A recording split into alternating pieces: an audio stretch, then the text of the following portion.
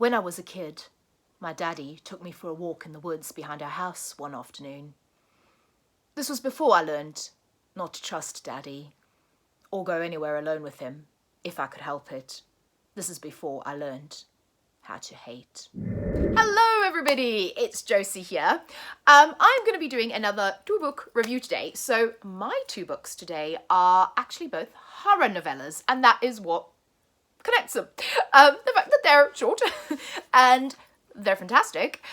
They're also both diverse, which is really wonderful. So they both feature LGBTQIA characters, girls in this instance, and they're both absolutely amazing, and I love them both for the same and also different reasons. So the first I'm going to talk about is this one. It's Girl on Fire by Gemma Amor.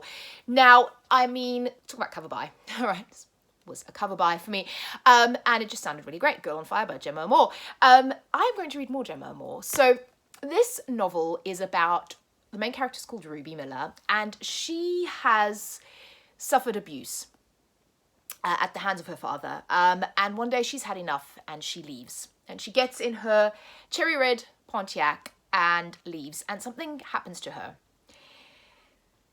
And she has a new talent and a way to seek revenge, or at the very least, exercise the anger that she has inside of her.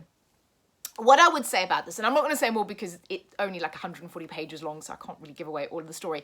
But what I would say about this is trigger warnings for sexual assault, rape, abuse.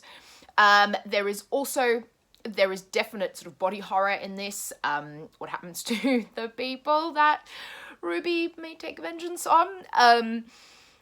But also this book delves really kind of deep into those emotions of hate, of rejection, of fear, you know, what it feels like to be a young woman who has been brutalized, who has been, you know, who's been betrayed by her father, who is the person that is supposed to love her and protect her, and what that does to you psychologically. I love Ruby as a character. She's probably not the most likable character, but I adore her. I think this book is fantastic, and like I said, if you can handle those themes, then I would very much recommend Girl on Fire by Gemma Amor.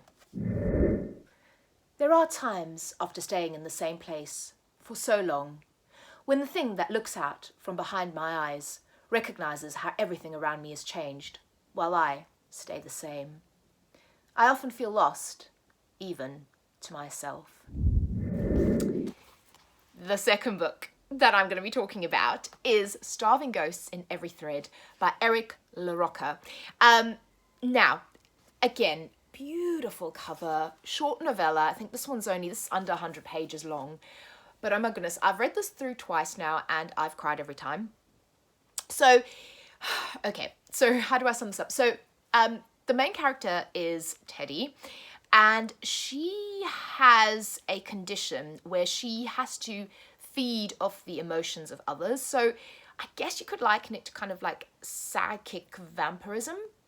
But you can, it's so beautifully visually explained with her kind of skin unraveling, and you have sort of the ribbons of her skin unraveling if she doesn't, you know, feed. And she also has this affinity for bugs, and it explores, it's so short, it explores so many different things. It explores these ideas of grief, of not fitting in, of, you know, trying to find your place, falling in love, the mother-daughter relationship, about guilt. You know, Teddy is ravaged with guilt, and feelings that, you know, she's to blame for what happens to people, and that she's kind of evil somehow, not good enough. And it's just beautiful. I'm probably not doing it justice when I'm explaining it, but I just think it is gorgeous, just in the way this really short narrative deals with all of these heavy emotions, and then adds these kind of horror elements to it. And it's not, and again, there's some body horror in this, but it just, it just grabbed my heart, and I don't really know what else to say. I would just recommend reading it. I just think it's beautiful, and like I said, they both feature queer main characters as well. So again, diversity in horror is something that I look for, and it's really beautiful. So yes, I love these two books. So yes, they were both very short reads. I've read them like a couple of times now, which is great when you've got kind of shorter books because you can do that. But I recommend both of these books if you like any of the themes I talked about. Thank you all for watching. Let me know if you've read them, what you think, and if you have any recommendations based on these, I always want to know. And thank you for watching. Stay well and safe. I'll speak to you all again very soon. Bye.